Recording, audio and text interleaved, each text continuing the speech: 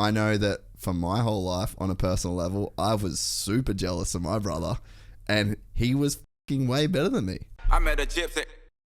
So, oh, dude, Hunter this weekend makes his debut. Please, Lord, let him just do what he's capable of, because the kid is so rad. Please, sweet baby Jesus, with the tuxedo t-shirt. Please let my Hunter Lawrence do real well this weekend. That kid is so good. He's so nice. He's been working so hard. And Jesus, his little baby brother is a freak. A freak. I messaged. I got to meet with him and Jett at Intense Cycles in Temecula. Oh, sick. And they're Intense Cycles ambassadors. And I didn't know that. yeah, dude, they're rad. I think that company has two of the best moto guys in the world, so that's pretty cool. Yeah. And it was him, Darren, Johnny O, and Jett, the five of us, and we were setting up their new XC bikes. And just like the diversity between those brothers, like we talked about it at lunch, like I have a younger brother, you have an older brother, and younger, sorry, and it's like having the difference in them, you know, in all of us, but like the same. Yeah. And I just like, I want any athlete to perform that to their capabilities, and I think Hunter's had that fair shake. Yeah. Right. His first year on that Geico bike, the bike was a turd. He says he's ready. Like he messaged me back. I'm like, "Are you ready for this weekend? Good luck." He's like, "I'm ready, man. It should be good." So like, let's just like Hunter Lawrence is gonna step out of that shadow of his little brother that he made. Like, it's a weird dynamic, and I think they navigate it the best they can. And he's his own person. Yeah. And I think he looks just as good as Jett on the bike in his own way. Oh, dude, yeah. I mean, you've got contrasting styles, you've got contrasting personalities, but from the same family, and they're very close, and they spend a lot of time together.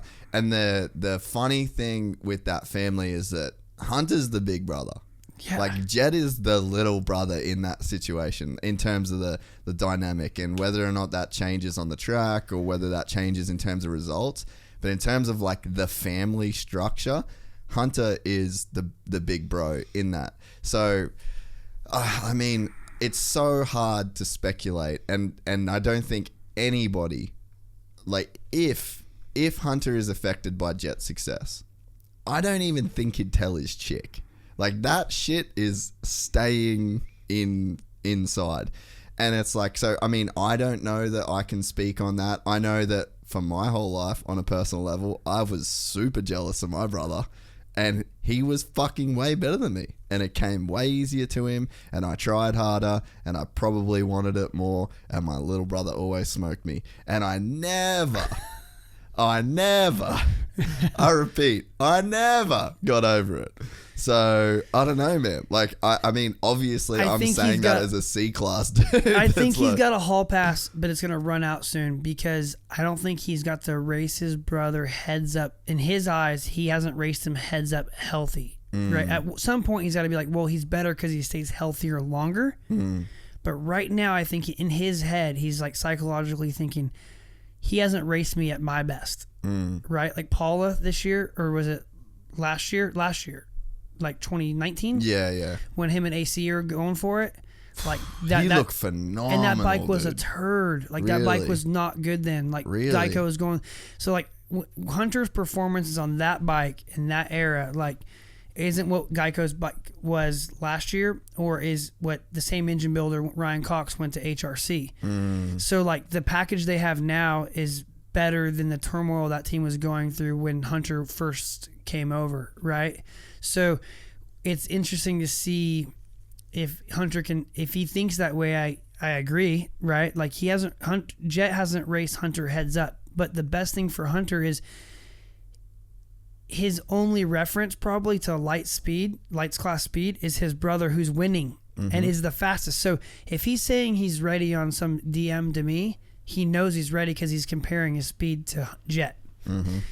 That could be a blessing and a curse, right? Like, there's nothing worse when you're competing against someone you know you're not even in the same league. He knows he's in the same league. And I think there's going to be a few guys that he's going to have to race that are going to be bad. Justin Cooper is like a new school. It's a young Cooper Webb. You know, I think Justin Cooper is going to challenge Hunter. I think there's quite a few guys, to be honest. Martin. Oh, Wait, can you pull up the West Coast Lights entry list for us, and we'll have a little bit of a suss of it. Have a bit of a squizzy beak. But man, yeah, I mean, you got Hunter training day in and day out with Jett. You're gonna know, like, that is the reference point. That's the yardstick of what speed is in 2021. And if you can be within cooee of Jett's lap times, like his best lap times, and if you can be within cooee of him on the practice track together, you're going to the first race of the West Coast Lights series knowing that you can win. Yeah. And that has to be massive for Hunter. Unbelievable. And then having Johnny O'Mara in your corner, like, his diet's better. He's got his stuff. He's got some intestinal problems figured out. Like they're so different. Like he said, Jett is like a garbage disposal. Eat what he wants. Eat donuts, whatever. Hunter can't. His body doesn't perform like that. So they've done their homework in this camp, and I think it's not. I shouldn't say now or never, but like it's a pivotal year for Hunter. Oh, dude, I think it is a very important year for Hunter. To like just on so many levels too, like not even just like the team dynamic, but I just think personally for him to know. And the thing is too, I don't think any of us, like we're as in the general sense of the sport, like obviously we had dealings with them when they were just kids, but for the majority of people, that this is like a new thing on their radar. And then last season we saw them together at Salt Lake for a couple rounds, and then all of a sudden this year Jett's winning, and then Hunter's about to make his debut in a lot of people's eyes almost. But it's like, hey, Hunter's been dealing with this little shit his entire life. He's known since Jett was on a 60 that Jett doesn't really care in the same way that Hunter does.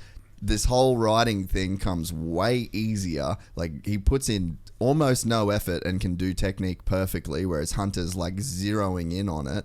So Hunter's been prepared for this kid his entire life. And I mean, what's happening right now with Jett being this like new superstar in the sport, Hunter's probably known it was going to happen all along. So I'm like, we're freaking out about like, how does Hunter feel? Like, is he going to be able to deal with it?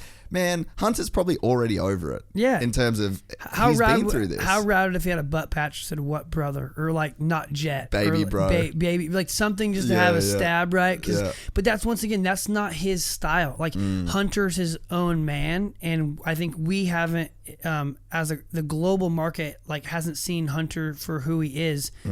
Like even like, well, I don't think Australia's even seen it, because he left at 15, and he's been, the best people have seen Hunter has been in a global stage via, MXGP, not Australian motocross, supercross, or American soil. I think we've had glimpses of it here in Australia and glimpses of it in America, but this is the year that I think we're going to really see what Hunter Lawrence has to offer. No, I totally agree, and I am excited for your boy. If you enjoyed this content, please like and subscribe. And to listen to the full 3-hour podcast, search Gypsy Tales in your favorite podcast platform or click the link in the description below. Gypsy Gang.